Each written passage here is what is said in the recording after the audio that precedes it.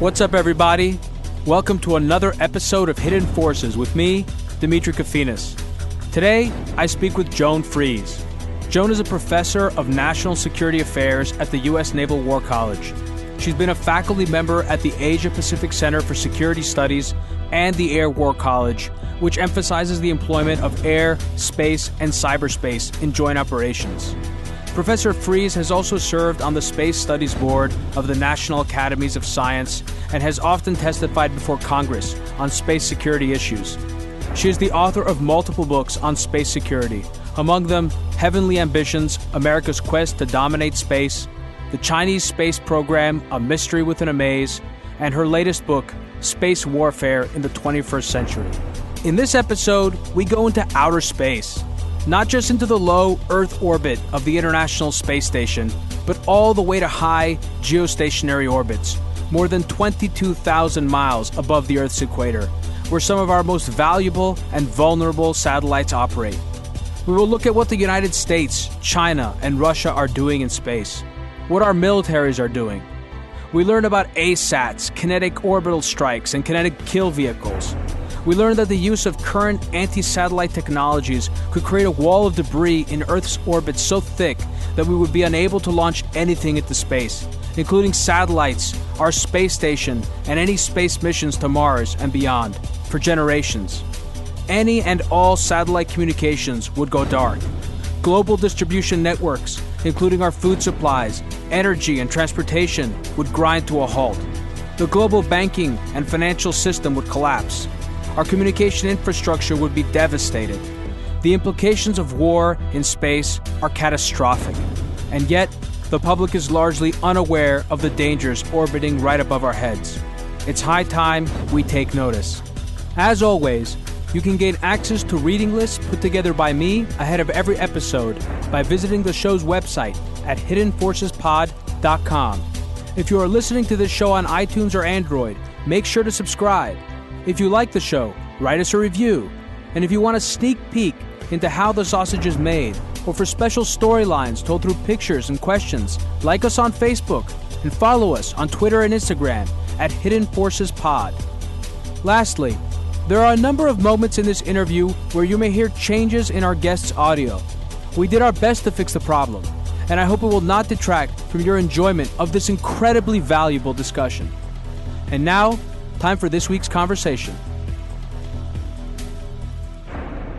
One of the things that fascinates me is the lack of, not necessarily publicly available documents. The documents are there, but contextualized documents and engagement with the public. This is an area that's remarkably, there isn't a great deal of exposure to the public, and it's ironic given the fact that space is an area of intrigue and excitement and romance as it's fictionalized on screen and how the public thinks about it, and also with SpaceX and Blue Origin and what the private sector is doing. But one of the things I was doing before we had a chance to speak again today, is I looked at some testimonies you gave. And that really, to me, was a very instructive experience, seeing the breadth and variety of opinions, also seeing, of course, the congressional industrial apparatus at work, but also seeing the spectrum of sort of posturing and positioning of different people. And that's something I want to get into. So I guess at the top, what I'd like for you to do for us is to give us sort of that context that I felt was so missing in my own research.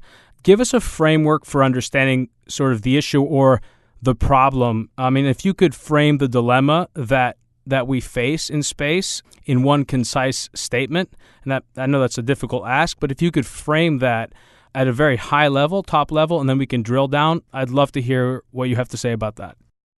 95% or more of space technology is dual-use technology, and that fact alone sets the context for the space development, space security dilemma. Because what dual-use technology means is that a single piece of hardware or software can be used for either civilian or military purposes. And if it's used for military purposes, it's very difficult to tell if it's for offensive or defensive purposes. So what that means is a remote sensing satellite doesn't know or care if it's taking imagery for urban planning or weapons targeting. but the people who control that technology care very much. And that sets up a dilemma because you have an entire group of people who rely on space technology for civilian everyday life. And of course, the best example of that is the way we have integrated GPS into our life. While on the other hand, you have a group of individuals who would like to protect and keep separate as much of this technology as possible because it has the potential to be used against national interest and, in fact, as a weapon. All right. So in what you just said, you're touching on a few things. So dual use refers to, of course, that the fact that anything, for the most part, could be a weapon in space. Anything that has the capacity to move its position, in fact, can be a weapon, and it can use, I don't know if you said it, but it's called kinetic energy or something to that effect, which is basically you could just slam a satellite into another satellite, or you could have functionality on a satellite that enables you to move to a neighboring satellite and drag it to some other location, or jam its software, which is actually another thing I want to get into, which is to what extent do you even need to deal with a satellite in physical space and simply attack it via the internet or via software or the ground station. So we can get into that as well. So, but what I think is interesting, and I want to make sure our audience gets sort of the full scope of this as we're talking. What you're touching on with this respect to dual use is the fact that there are a certain number of actors who are interested in space. So, of course, there are us, just normal people. Maybe you're sort of professionally employed in the area, so it's a bit different. But for the vast majority of people, we have an interest in space. We have an interest in space in roughly in the same way that we have an interest in air, or we have an interest in our environment. It's something that it's a common area. But then there are other actors as well. There is the United States military. There's the Chinese military. There are militaries all over the world. There are commercial entities. So there are these different actors. Talk to us a little bit also about what that ecosystem looks like. And I'd love to also, because this is something else that I realized when I delved into this a bit deeper, and again, to add an extra point of what fascinates me so much about the subject, to me, this feels like a strong holdover from the Cold War, one of the few areas perhaps, along with the nuclear arsenal and nuclear deterrence, that we still have a lot of systems, protocols, technologies in place that were Cold War, pre-Cold War technologies, pre-Cold War protocols that we still have today. And so there are interested parties that are still acting largely.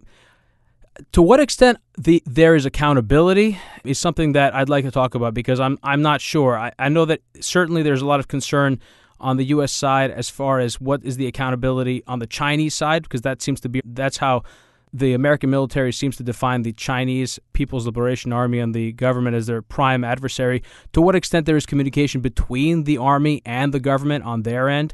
So there are all these different actors, all these different interests competing. Can you try and give us your best sort of overview of what that ecosystem is?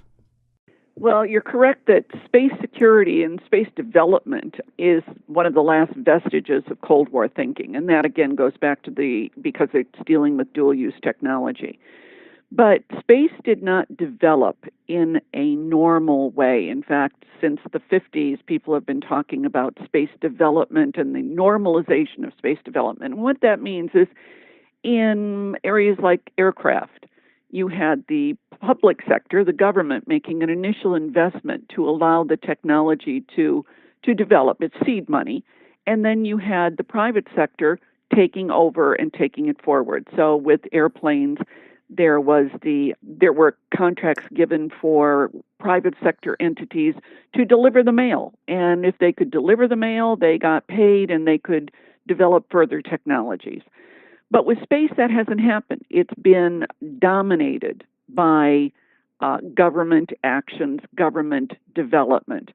The fact that we're still have been using the same kind of rockets as we used during the Gemini and Apollo program, now 50 years plus later, says that we haven't developed as we would with airplanes, with cars, with computers. And that's largely, again, because space is very expensive and very high risk, and it's only been governments that have been able to make that kind of investment. The commercial companies that developed were there to feed into government plans. Raytheon and those companies. Yes, Boeing, Lockheed, Raytheon, they feed in. And again, going back to dual use, they would feed in through a space division, which would be building technology to launch satellites, and they would feed in through a defense division, which would be building missiles. And one of the things I always present to my classes is what's the difference between a rocket that has a very futuristic and positive connotation and a missile, which is, of course, a payload. and it's largely trajectory and payload. There are some other differences, but it's for the most part payload. So if you look at it from that respect, you've got this giant government program that is fed into by the commercial entities that develop to accommodate, and they can make a lot more money in the defense side than they can the space side, in the civilian side. So that sets up right there a huge lobby and part of this environment that can make a lot of money from keeping space primarily a defense realm. And when you were saying earlier how little information there is that puts it into context, it's because it is primarily an area of defense and it's very high tech. So it's easy to just basically tell the public, don't worry, we got it. This is too complicated.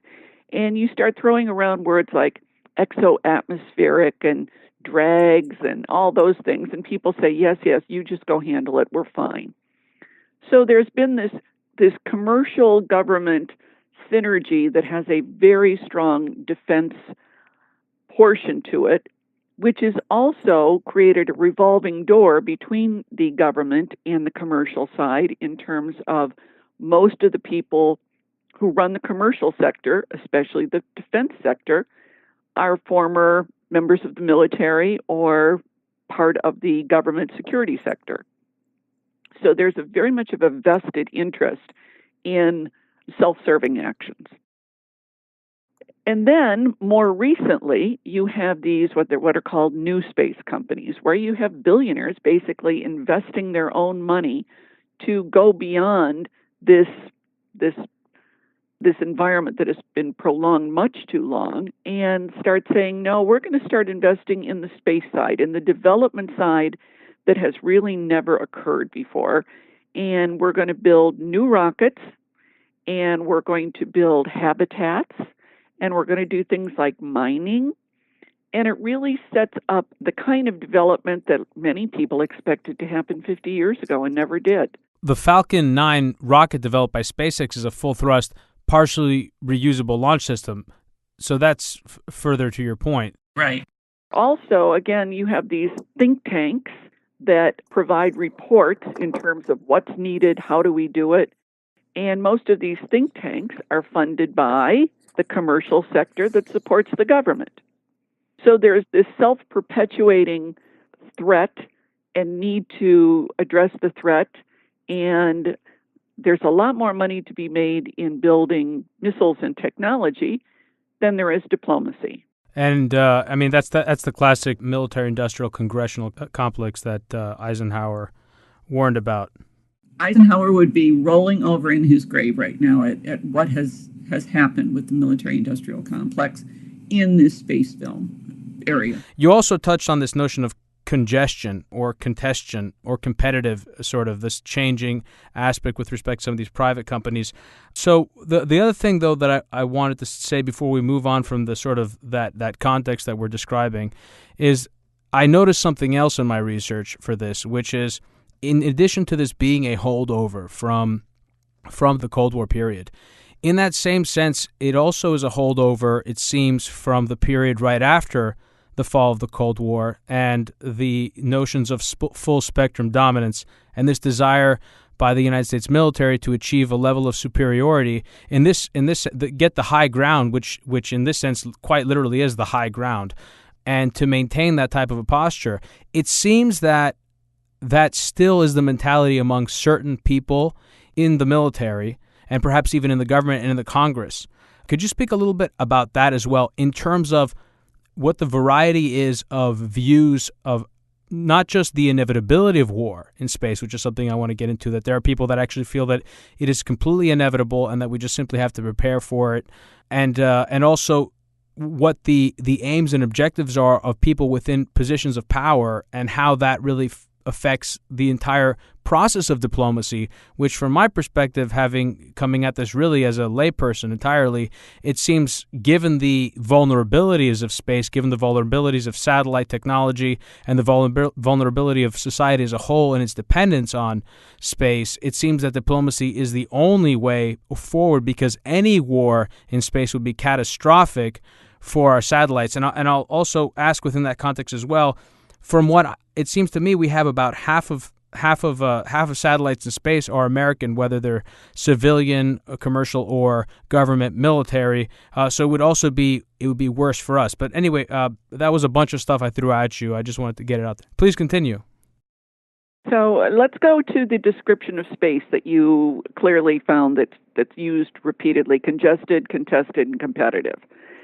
It is increasingly congested because previously the only two countries that could really afford to put anything into space was the United States and the Soviet Union.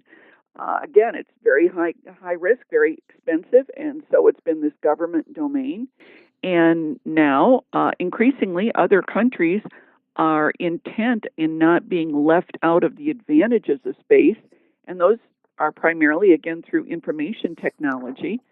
And so it's not just the United States and the Soviet Union, now Russia, but China has a great interest in having space technology available to their population and to their military.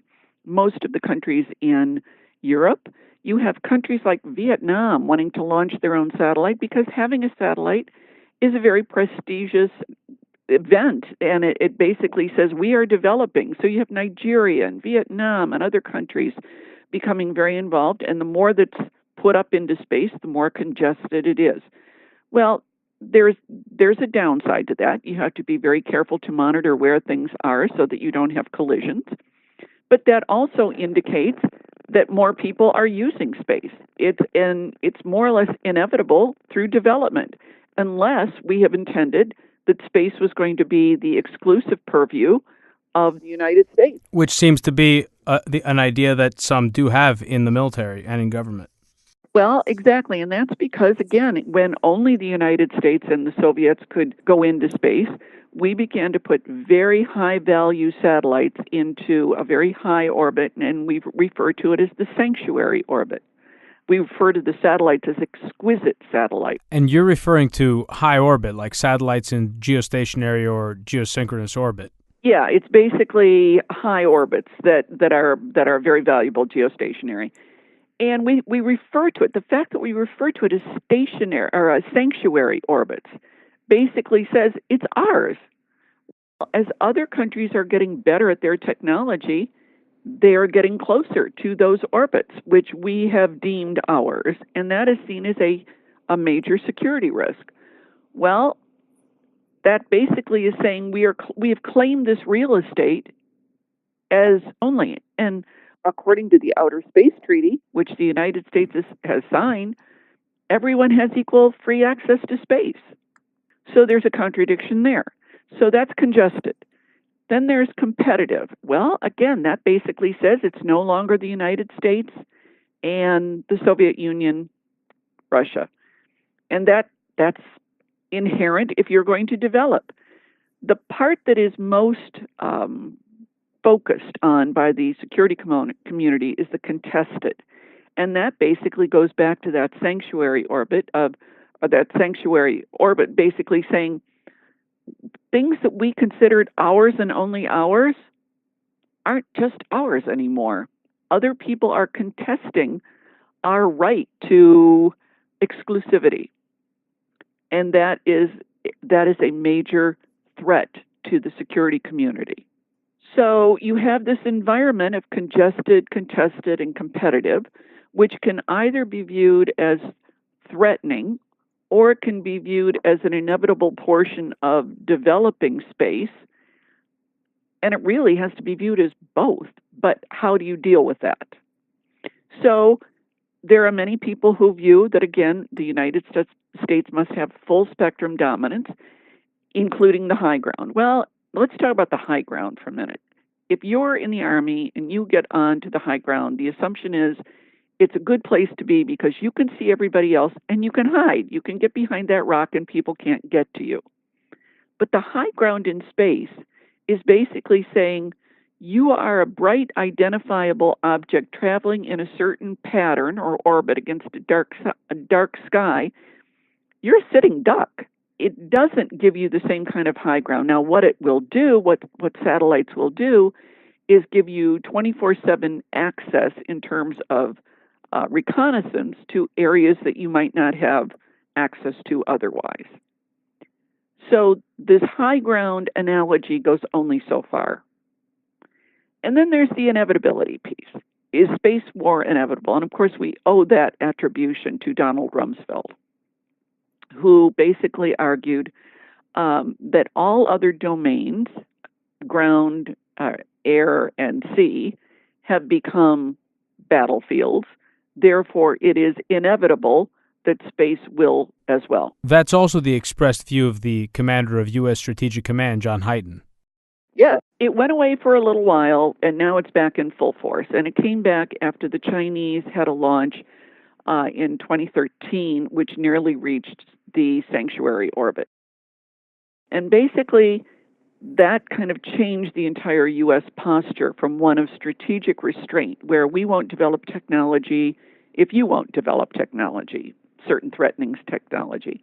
Because the United States or any other country has never crossed the Rubicon from developing dual-use technology that could be used as weapons to overtly developing weapons. And there's now this push, and ironically, as this is rather 1984-ish, we are still not saying we're going to develop weapons. Instead, we say we're going to develop offensive counter space technology. I didn't immediately catch that Orwell reference. I thought you were referencing the 1985 ASAT test where we shot down Solwind and created all that debris. We have tested ASATs in the 80s. We've tested ASATs far more recently. We used missile defense technology to shoot down one of our own satellites that was malfunctioning after the Chinese tested their satellite or their anti-satellite technology in 2007. So we don't have space weapons. We have offensive counter space technology. Think about that for a minute. What does that mean? What is offensive counter space? That means if we feel threatened, we have the technology to defend ourselves. Well, that's a weapon. And the fact that you can use it offensively says we might not even wait for somebody else to use theirs first. Offensive counter space. So that's where we are right now with this large group of vested interest individuals and those who are very sincerely concerned about U.S. national security, don't get me wrong, pushing harder than we have since the George W. Bush administration for a position of space war is inevitable. And this is being fed blatantly by certain media reports. There was one on 60 Minutes. Oh, I saw that. Yeah. Which are basically advertisements for the Air Force budget. We need more money so we can build more stuff to defend you against this inevitable threat, which is looming. So you referenced the two Chinese tests. I think it's important for our audience, many who won't necessarily know what you're referring to. One is the 2007 test in which the PLA blew up their own satellite, creating much larger debris field than anything we've done, and we've done plenty ourselves. And by we, I mean the U.S. military and the U.S. government. They created a tremendous debris field, which is only now beginning to, from what I understand, affect our satellites and affect our International Space Station. From what I understand, we also move the ISS, the space station, out of the way of our own debris every year or more.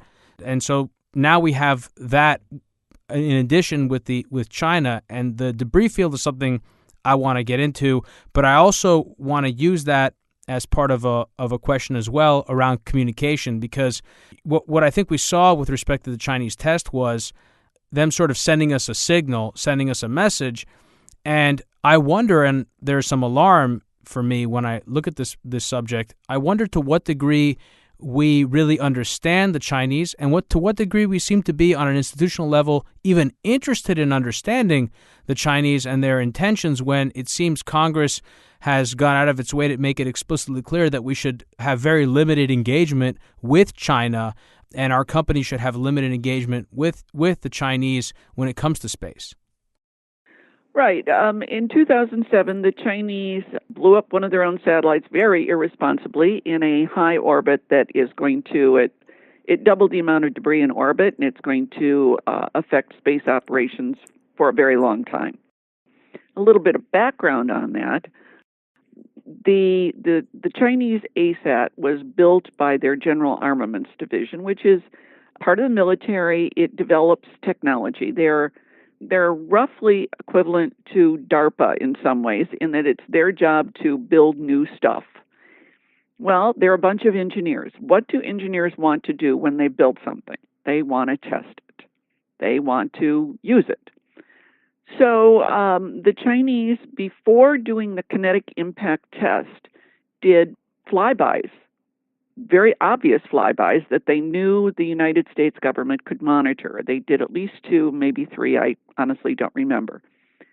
But they did these flybys, and the United States said nothing. Which I find remarkable, having also read about that. I find that absolutely remarkable. Well, it could be for a variety of reasons. It could be because we wanted to see how good their technology was. We could have been because we wanted to not acknowledge how closely we could watch what they were doing. It can also be just for political reasons of let's see what they'll do. They finally did a kinetic test, which hitting a satellite in that high of an orbit was bound to create debris. The Chinese knew they were creating debris. Their debris calculations were right on target, but when it was presented to the decision makers, it was presented in such a way that it seemed reasonable, and they went ahead and did the test. There's also a bit of an irony there as well, maybe not so much an irony, but of course our expectations around communication and concepts of distance stem from our technological innovations over the decades, in specifically in the domain of the military. The space represents the center of our command and control infrastructure for the U.S. military and, of course, for the Chinese to the extent to which they want to modernize their military. I mean, one of the things that seems very scary about space that sticks out to me in particular, making it worrisome, is that any type of engagement in space that could create unforeseen consequences in terms of collateral damage could knock out communication infrastructure that then effectively turn the United States or the Chinese or any modern military into a very large, dangerous, and erratic military machine, blind and deaf. Absolutely. How large of a concern is that?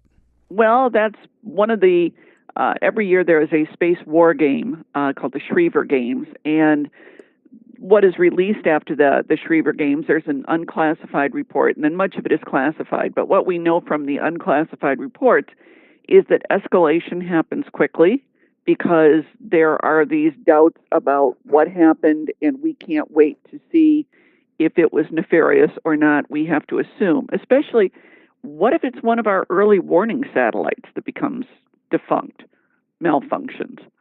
Do we assume that was nefarious so that we couldn't see a missile launch or a nuclear launch? And that's one of the big concerns, is this tendency towards rapid escalation. Oh, of course. And historically, there are many reasons for us to worry about the information coming from our early warning systems, even if they're functioning. I'm just thinking of the 1979 case where a technician had accidentally run a war game at NORAD, and we almost went to war, or 1983, the false alarm on the USSR side. Yes, exactly. Just as there is just as when engineers build technology, they want to use it. When you have a weapon in your arsenal and you are unsure of where the threat is coming from, there's a tendency to use it. All right, and just to clarify, we've used the term ASAT frequently during this interview. ASATs refer to anti-satellite weapons. And when you're talking about kinetic, again, to reiterate, when you were saying that the Chinese were flying by their other satellite, what they were doing was the threat was that they would ram into their satellite, and that is how they disabled it and broke it into pieces.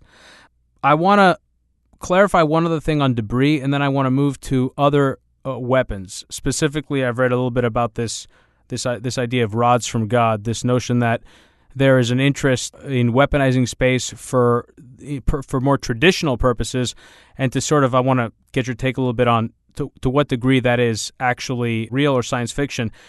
But with respect to debris, I do want to wrap this part up and make sure that our audience understands the significance of it. What I've read, and I would like you to illuminate me on this, what I've read about the debris field and its potential. I mean, we've only destroyed a fraction of the satellites that exist in orbit. We also create debris when we go into space, when we release boosters from our rockets. But the amount of potential debris out there is huge, and the amount of debris that we would create in the event of hypothetical war scenarios in space, I've read, could be so devastating that we would not be able to exit Earth orbit for hundreds, if not many more years. How accurate is that? Is that an understatement? Is that an overstatement? Most people are familiar with space debris from the movie Gravity, where they took some fictional license and began the movie with one satellite hitting another, creating debris, which then hit other satellites, and this chain effect took over, and everything was blowing everything else up. And that was, again, there was definitely some fictional license going on there. But there is this idea that when there's debris in orbit, it can become itself a weapon.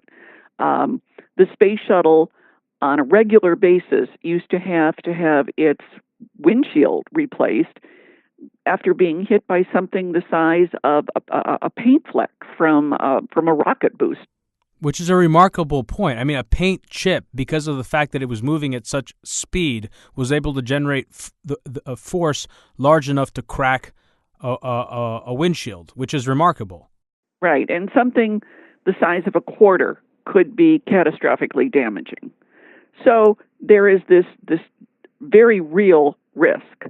In terms of, it's interesting, General Hyten has now said that the one thing that he is adamant about is do not create debris. So there is a recognition in all communities that debris creation could have catastrophic results and could cripple basically not only the military, but cripple satellites that we rely on every day for daily life. So yes, debris is an acknowledged within all communities as something to be avoided. There are different technologies to be considered, but then you have to start thinking about, do you want to go for the really big pieces? Do you want to send up something that's like a grappling hook to reach out and grab onto an old rocket booster that's the size of a school bus? Interesting, the legal issues involved there. There are no salvage laws in space, so everybody owns every piece of junk floating around. And you can't just go up and clean it up. But then maybe you want to go for the small stuff, and you want to try and clean out all that paint debris and the little stuff that can be just as damaging. And some of the ways that have been suggested to do that is to basically put out a foam cloud that would catch it all, and then you deorbit the foam cloud. So there's different ways to do it, but what would it take? It takes a lot of money, and it takes a lot of international cooperation, which we don't have a lot of right now. Well, that's interesting. So you just illuminated me. How would that work? So a few things. One, I don't know if you know the exact number. I don't, but from what I've been able to gather, from low to high Earth orbit, the volume of that space is much larger than anything we encounter on Earth. In order to manage that, it seems an overwhelming task.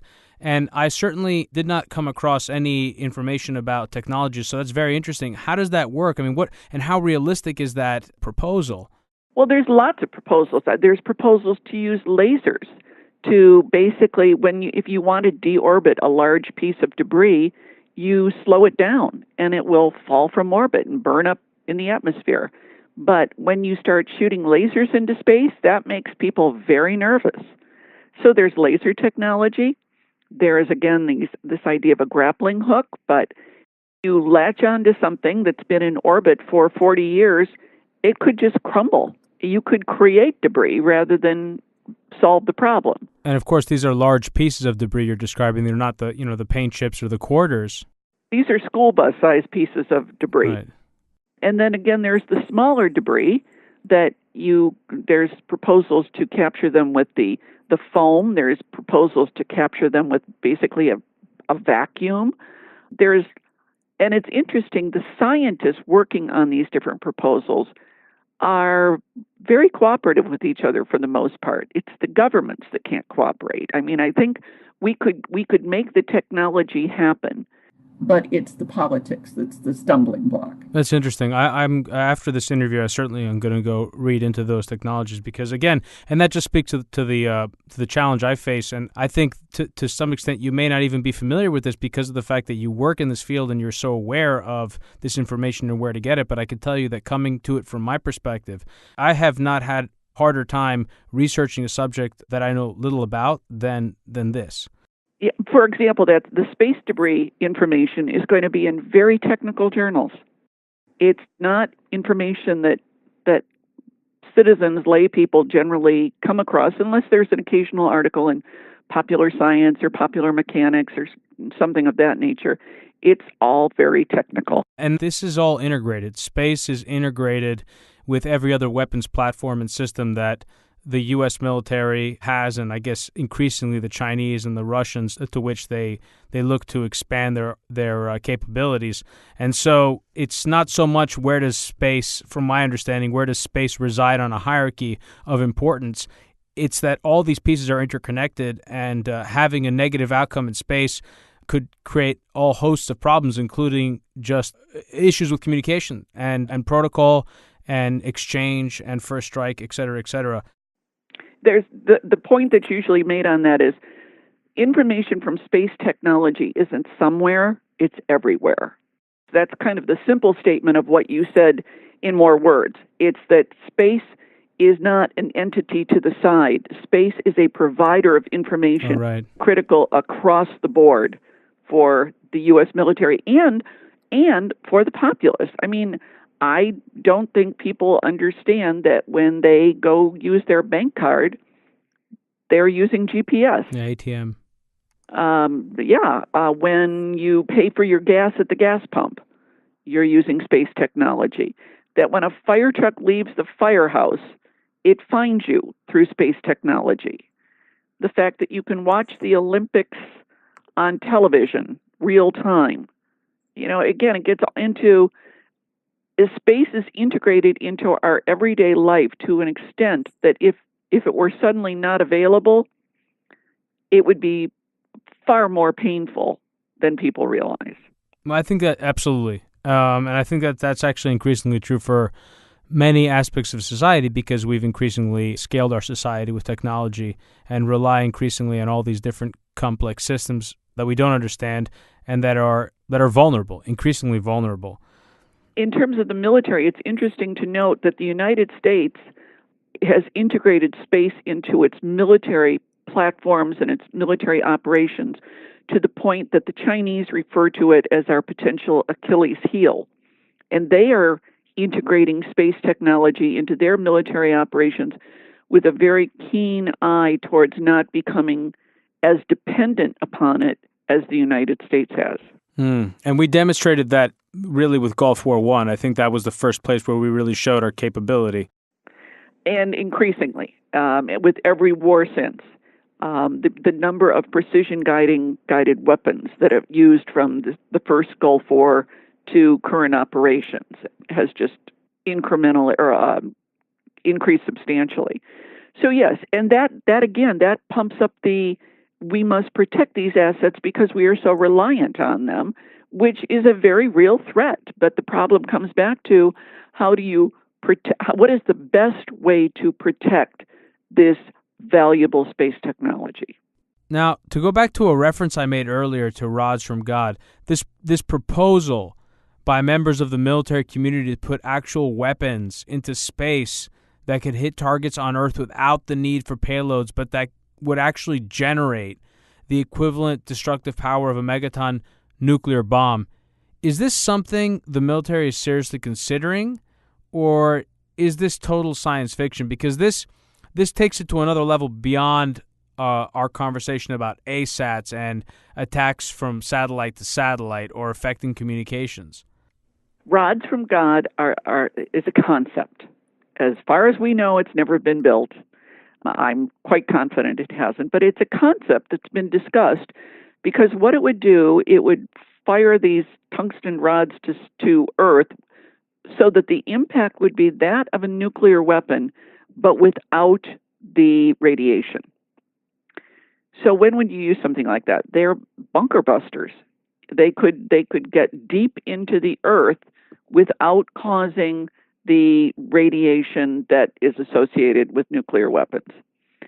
It has been at various times billed as a rapid response. But what scientists have shown is we could do much the same thing quicker and faster from Earth with land-based missile systems. So some of this gee whiz stuff is the function of people whose jobs it is to sit around and think of gee whiz stuff. And much of that, in the military, that's your job. It's not necessarily to build it and use it, but to, what could I possibly do? We joke about somebody has the job of trying to invent unobtainium or impossibilium. And rods from God was one of those gee whiz crazy ideas, which I think luckily was not built. The idea of having this weapon orbiting above people's heads to fire these rods down, I think would be terrifying. It's the idea of putting a laser in space. That too would be terrifying for a lot of people, and rightly so. So, do we need to cross this Rubicon of space weapons? And how do we define a space weapon? Is it just those that are ground to space that are by kinetic impact? Or is it using cyber technology to interfere with the communications? Or again, taking out the ground station so that you can't receive the information? Because we cannot, or we have not been able to define a space weapon, there is this large community that says, well, then it's beyond the realm of arms control. If you can't define what it is, you can't subject it to arms control. And that further pumps up the spiral of inevitability, of full spectrum, of high ground, of all of that that feeds into the weapon scenarios. So I want to get to that rules of the road thing, sort of how we could go about creating some type of diplomatic framework, rules framework around this arms control framework. But I want to contextualize that with the unique challenge. So was I correct when I initially stated that the Chinese are, according to the U.S. military, they perceive the Chinese as the main threat, main adversary in the 21st century? Yes, that's correct, that the Chinese are perceived as the biggest threat to U.S. space assets. So I want to get to this question of how we would create a diplomatic framework on arms control, or what discussions are happening within the diplomatic community on that front. But I think it's important to contextualize that within this larger theoretical game paradigm that many in the military and in Congress and in think tanks in Washington seem to be operating within, what's commonly referred to as the Thucydides trap, and how it specifically relates to China, with whom we would need to negotiate any meaningful arms control measures in the first place. Well, Thucydides trap basically looks at the idea of a rising power threatening a power in existence. And inherently, in other words, just simply, yeah. Yes, there will inevitably be conflict with a rising power challenging a sitting power. And we're the sitting power and China's the rising power. Right.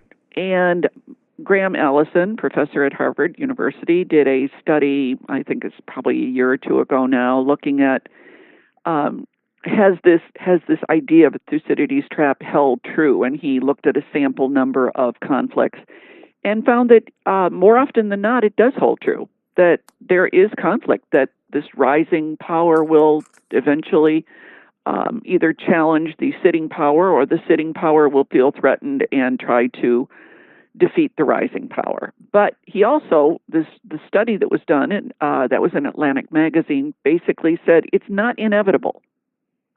But what it takes is a change of perception and attitudes that goes beyond trying to use Band-Aids to cure cancer. China is not going to go away.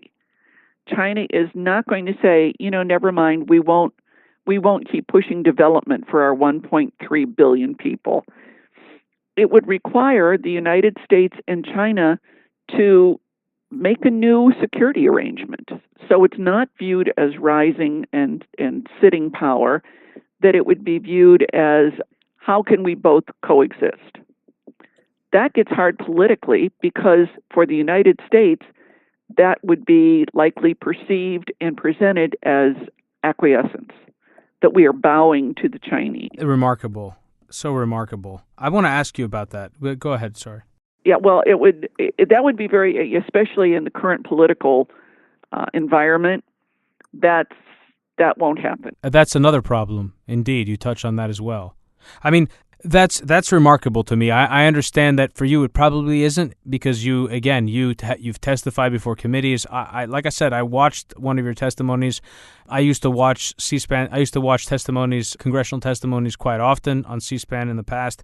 But the ones that happen in these more obscure committees are even more remarkable for their variance.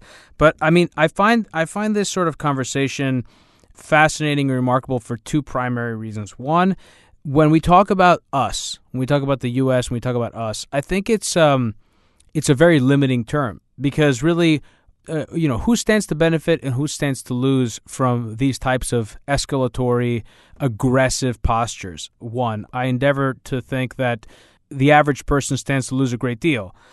And what do we really have to gain from this sort of notion of winning or maintaining empire? It's unclear to me.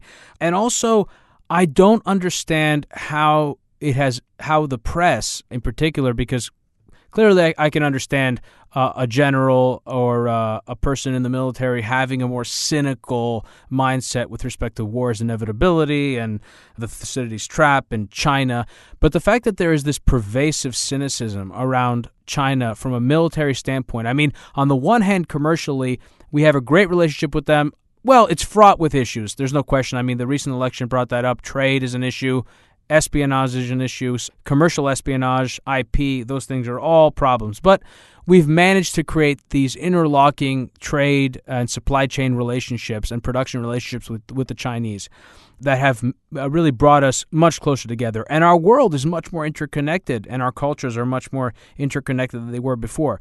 But on the government, on the international government military side, there is this seemingly unchanged, if not further calcified, cynicism that pervades the culture with respect to China, and now we see increasing with respect to Russia. And it's as if we only look at the one side, which is, and it's also as if we're talking about it as though it were a game. If that in fact there aren't these devastating consequences to an actual conflict, so much so that we'd be kidding ourselves to suggest that conflict is even an option. And so, that was a bit of a rant. That was me kind of just expressing my opinion on this as someone who is coming to it from the outside. But, what is your view on that? What that culture is, how you relate to it in your capacity, testifying and trying to educate people. And I don't know exactly what your opinion is and how you feel on this. I think it is in U.S. national interest to have a stable relationship with China. We will agree with them on some things, probably largely related to economics and trade, or at least we have, and we will disagree with them on other things, primarily political and military.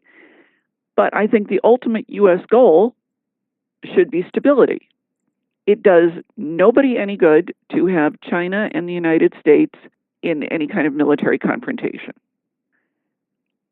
Part of the reason I had very interesting conversations in both the United States and in China regarding how we are in this Cold War deadlock still. And a couple of years ago, I was in China and I was having lunch with some young academics from a variety of fields, economics and politics, government.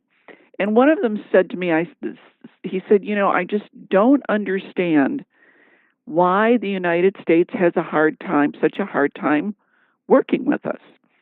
And I said, well, with all due respect, the United States has a hard time working with communist authoritarian governments. And they all looked at me and said, well, people don't really believe that we're still communists, do they? And I said, oh, very much so, very, very much so. To them, to many of them, communism, it's a single-party authoritarian system, but it's not an ideology. That they are capitalist, it's not ideological any longer. In the United States, if you read testimonies or statements from a lot of our members of Congress who are very adamant about not working with China in space, it includes rhetoric like the United States does not work with communist countries. The United States does not work with authoritarian countries. Well, of course we do when it benefits us. Well, in fact, in the testimony that you gave that I saw, I forget the subcommittee, but in fact, one of the congressmen openly laughed and said, I find it tremendously ironic that a Chinese general was at Davos, a capitalist forum, and for my communist country. And I thought, clearly you haven't really been to China recently, or not really understand that China is not communist, that they're authoritarian, certainly. And they're a single-party system, and that single party happens to be communist. Yeah, but they're certainly capitalists. Yeah. So there are these real holdover notions. And now in China, I gave a talk at one point, and it was on space. And afterwards, an older man got up, and I don't speak Chinese, but my interpreter basically conveyed that he was pretty much calling me a running capitalist dog. A running, as opposed to a stationary. It was right out of central. He was right out of central casting. But the younger people in the room very carefully came up to me and said, "You just have to wait until it's our turn." To speak or to rule? There are these hard positions on both sides. There's hard ideological positions on both sides. There's hard political. I mean, there are those in the Chinese government, the Chinese military, who do not wish the United States well. They see us as keeping them down, and they do not wish us well, just as that position holds true in the United States regarding the Chinese. There are those in China who want very much to cooperate with the United States. China is no more a monolithic philosophical or ideological view than is the United States. So that, to me, that's an interesting thing that you touch on. How pervasive is that, and how independent is that of public accountability? In other words, we elect congressmen, we elect senators, we elect presidents. To a certain extent, the government has its own inertia, it has its own momentum.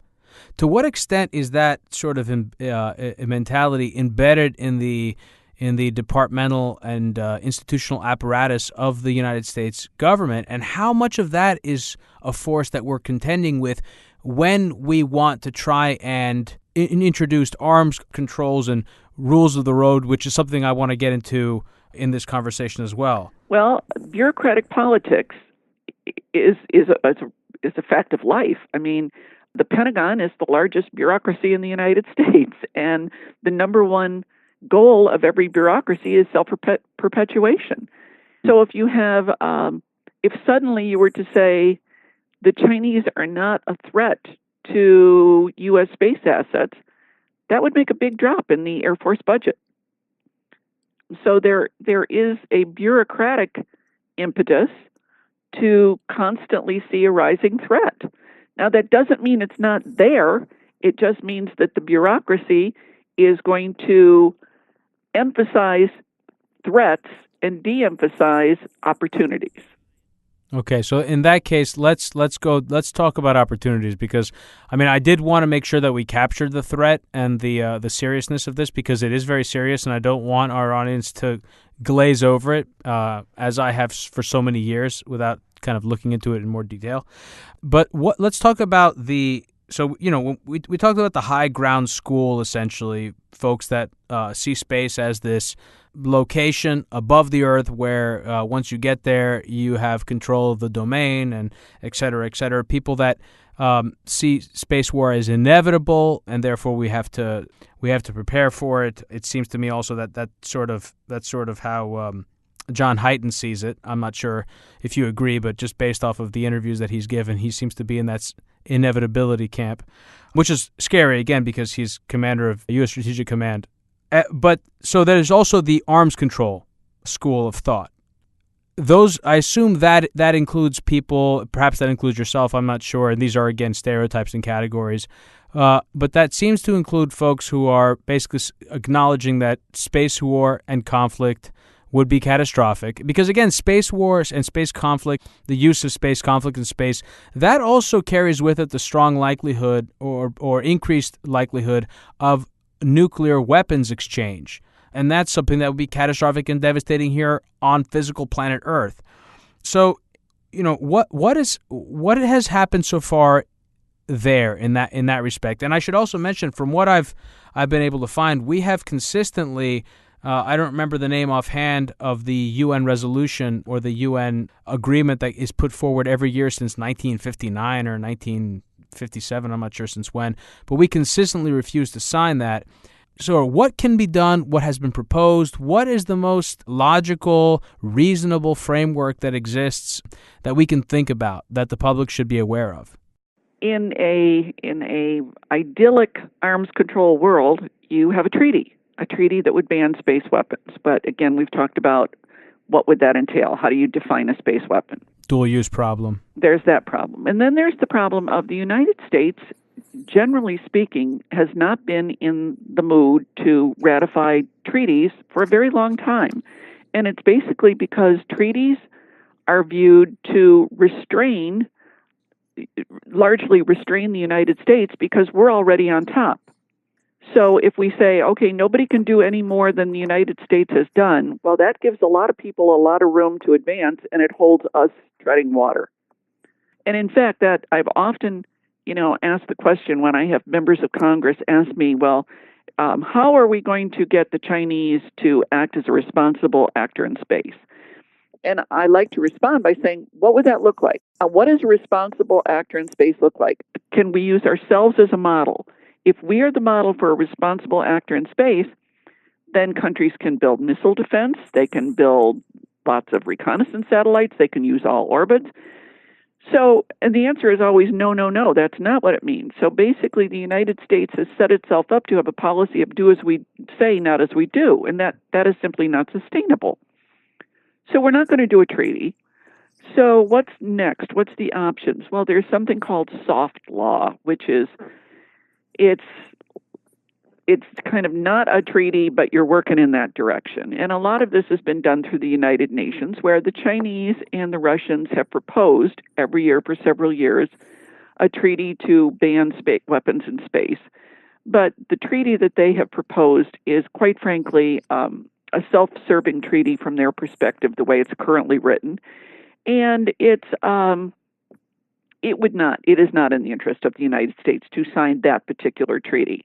I think other countries feel that they can go ahead and sign on because they know the United States is not going to sign on and it's not going to happen. So they are acting a little self-servingly in that respect as well.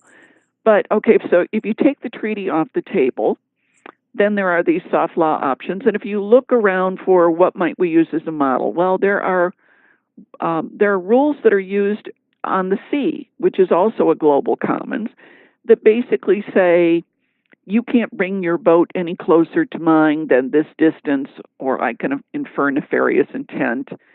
and you have to tell me where you're going. And it's just basically setting up expectations for traffic. And again, with space becoming more congested, there's the idea that we at least need to have ideas of where people are and what others can expect of them. That suddenly, if your satellite is approaching mine and you haven't told me about it, and you get closer than a certain distance, I can go ahead and defend myself. So we've been working on this.